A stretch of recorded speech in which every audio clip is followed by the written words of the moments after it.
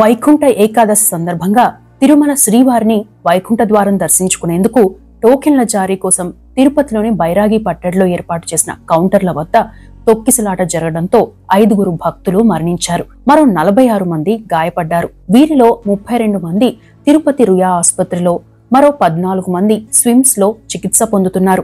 ఈ ఘటనపై సర్వత్రా దిగ్భ్రాంతి వ్యక్తమవుతోంది.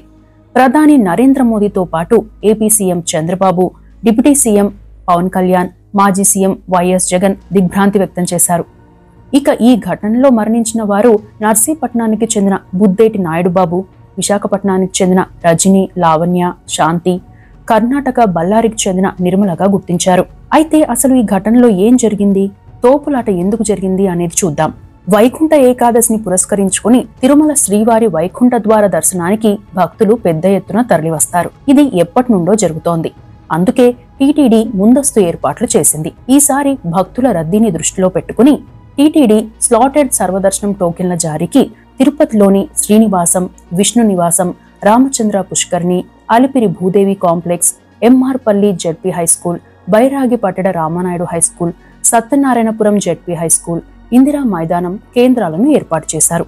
ఈ కేంద్రాల్లో మొత్తం 80 కౌంటర్లను ఏర్పాటు చేశారు. 10, 11, 12 తేదీల్లో రోజుకు 40,000 టోకెన్ల చొప్పున మొత్తం 1.2 లక్షల టోకెన్లు జారీ చేయాలని నిర్ణయించారు. ఈ టోకెన్ల జారీ గురువారం ఉదయం 5 గంటలకు మొదలవుతుందని టీటీడీ ప్రకటించింది.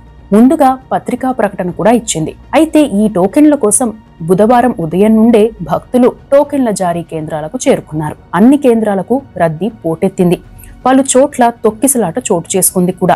కేవలం బైరాగి పట్టడ కేంద్రంలో జరిగిన తొక్కిసలాటలో 5 ప్రాణాలు కోల్పోయారు. అంటే ఇంకా టోకెన్ల జారీ కంటే ముందుగానే ఈ తొక్కిసలాట జరిగింది. బుధవారం ఉదయం 10 గంటలకు రామానాయుడు హైస్కూల్ కౌంటర్ వద్ద భక్తుల తాకిడి పెరిగింది. దీంతో భక్తులను శ్రీ పద్మావతి పార్క్ లో ఉంచారు. ఉన్న కొద్దీ భక్తుల రద్దీ పెరుగుతూ ఉంది. మధ్యాహ్నం 2 గంటలకు భక్తుల రద్దీని గమనించి భారీగా పోలీసులు అక్కడికి చేరుకున్నారు. అవాంఛనీయ ఘటన జరగకుండా ఏర్పాట్లు చేశారు. అయితే బుధవారం సాయంత్రం 5 గంటలకు భక్తుల రద్దీ మరింత పెరిగిపోయింది. బయటకు వచ్చిన వారు లోపలికి వెళ్లలేని పరిస్థితి, లోపల ఉన్నవారు బయటకు రాలేని పరిస్థితి ఉండడంతో గేట్లను వేసేశారు. పోలీసులు, టీటీడీల ఆధ్వర్యంలో తాగునీరు అందించే ఏర్పాట్లు చేశారు. ఉదయం నుండి పార్కులోకి వచ్చిన వారు అప్పటికే నీరసించిపోయారు. షెడ్యూల్ ప్రకారం గురువారం ఉదయం 5 గంటలకు టోకెన్లు ఇవ్వాల్సి ఉన్న భక్తుల రద్దీని, భక్తులు పడుతున్న ఇబ్బందులను దృష్టిలో పెట్టుకున్న టీటీడీ మరో నిర్ణయం తీసుకుంది. బుధవారం రాత్రి ఈ టోకెన్లు జారీ చేసేందుకు నిర్ణయించింది. ఇదే విషయం పార్కులో వేచి ఉన్న భక్తులకు తెలిసింది. ఉదయం నుండి వేచి చూస్తున్న భక్తులు ఎప్పుడెప్పుడు గేట్ ఓపెన్ చేస్తారా అని ఎదురు చూస్తూ ఉన్నారు. చాలా మంది నీరసించిపోయారు. అదే సమయంలో ఓ మహిళా భక్తురాలు అస్వస్థకు గురి కావడంతో పోలీసులు అంబులెన్స్ ని పిలిపించారు. ఆ భక్తురాల్ని బయటకు తీసుకువచ్చేందుకు గేట్లను తెరిచారు. అయితే ఇక్కడే అసలైన తప్పిదం జరిగిందనే అంశం తెరపైకి వస్తోంది. ముందుగా ఆ భక్తురాల్ని తీసుకెళ్లేందుకు ప్రయత్నిస్తున్నామనే అనౌన్స్మెంట్ లేదని భక్తులు చెబుతున్నారు. అంతేకాకుండా అప్పటికే అక్కడున్న గందరగోళం మధ్య ఎవరేం చెబుతున్నారో కూడా తెలియని పరిస్థితి ఉంది. ముందుగానే పోలీసులు లోపలికి వెళ్లి ఆ భక్తురాల్ని తీసుకొచ్చే ప్లాన్ చేస్తే బాగుండేదేమో అని కామెంట్స్ వస్తున్నాయి.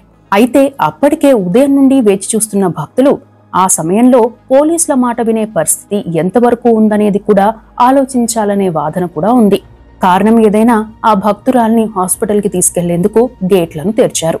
ఈ ఘటన రాత్రి 8:15 నుండి 8:30 మధ్య జరిగింది. అయితే టోకెన్ కేంద్రాలకు వెళ్లేందుకు గేట్లు తెరిచారని భావించిన భక్తులు ఒకేసారి ముందుకు వచ్చే ప్రయత్నం చేశారు.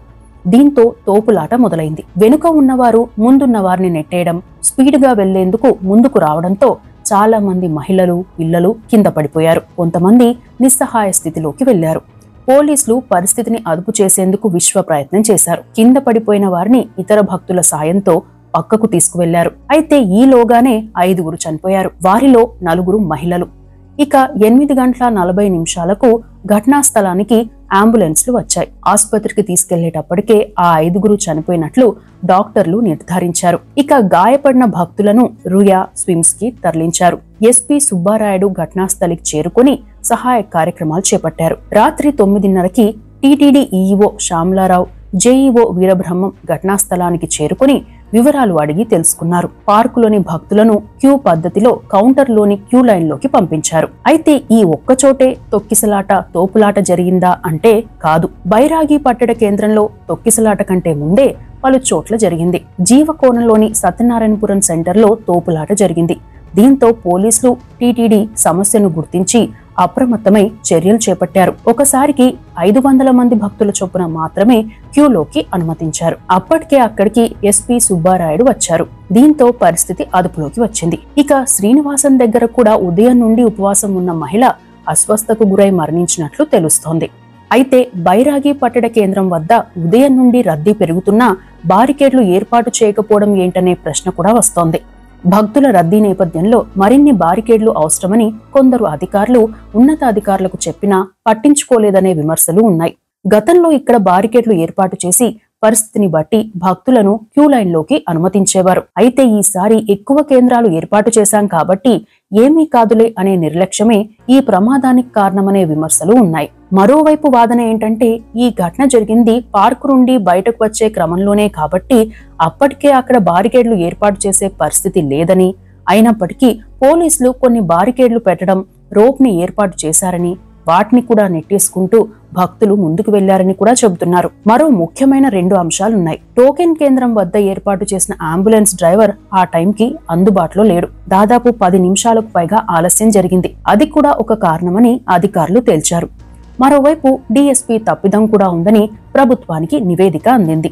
ఈ ఘటనకు సంబంధించి ప్రభుత్వ పరంగా లేదా ఆయా డిపార్ట్మెంట్ల పరంగా ఏం జరిగిందనే విషయాలు ఇవైతే, భక్తుల పరంగా కూడా కొన్ని అంశాలున్నాయి. ఈ ఘటనకు కొందరు భక్తుల వైఖరి కూడా కారణమనే వాదనలు ఉన్నాయి. వెనుక నుండి ముందుగా తోసింది ఎవరు అనే క్రమంలో పోలీసులు సీసీ కెమెరాల ఫుటేజీలను పరిశీలిస్తున్నారు. మరోవైపు ఈ కౌంటర్ల వద్దకు మధ్యలో నుండి కొందరు సిఫార్సుల కారణంగా భక్తులను జాయిన్ చేయించడం కూడా పలు చోట్ల భక్తులు అసహనానికి గురయ్యారని చెబుతున్నారు. టీటీడీ చైర్మన్ బిఆర్ నాయుడు మీడియాతో మాట్లాడుతూ కొందరు అధికారుల వల్ల ఈ ఘటన చోటు చేసుకుందని అనుమానిస్తున్నామని చెప్పారు. టికెట్ల జారీ సెంటర్ వద్ద ఉన్న డీఎస్పీ గేట్లు తెరవడం, ఆ వెంటనే తోసుకుంటూ రావడం వల్ల ఈ ఘటన జరిగిందని, మొత్తం 6 చనిపోయారని చెప్పారు. కారణం ఏదైనప్పటికీ తిరుపతిలో జరగకూడని ఘటన జరిగింది.